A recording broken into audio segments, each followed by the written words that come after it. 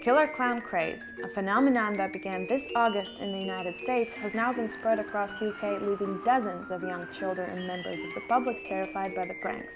Several schools have even been forced to close.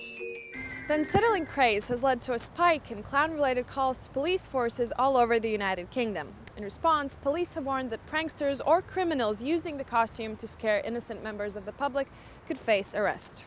So, tell me what you know about these killer clowns.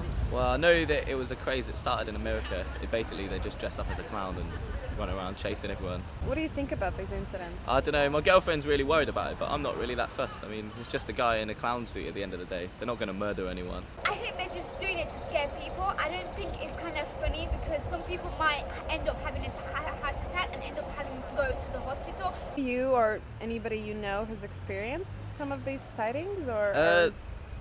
No, not a clown, but we live in Luton, so my friend's seen a guy with a gun the other day. I have a friend that is like, when you scare her, she gets a heart attack. So she's literally afraid to go outside because she heard about killer clowns. So every time she goes outside, someone has to go with her just in case it happens. Do you know what I mean? Do you know their side effects? I don't find it funny. Do you know what I mean? So they need to stop this kind of joke. Like literally, seriously, it's not funny. We met up with Callum, a radio student living in Luton who has not only spotted the clowns but also been attacked. The worst I had was one guy who jumped over the fence at a place that I worked and was basically trying to get in, actually trying to hurt people. And he was actually quite aggressive. I didn't know if he was armed with anything, but if he was, you can just imagine how serious that situation would have been if I hadn't have managed to get him out in time. It's not only harm to other people, but it's harm to themselves. A lot of people are getting very scared of them now and are actually, you know, it's fight or flight. You know, they're either going to run away from them or they're actually going to fight back without even thinking about it.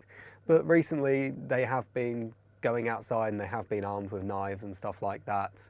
I know in places like Slough there's been attacks that have actually been quite severe. And then in other areas there are people who are just playing along with it. But I'd say that they are getting very dangerous now. It might be just a 15-year-old messing about, but at the same time it may actually be a grown man with, you know, arms, with something on him, and he might actually be trying to cause harm. And so the problem is with the whole clown mask and everything, you never know who's masquerading as them.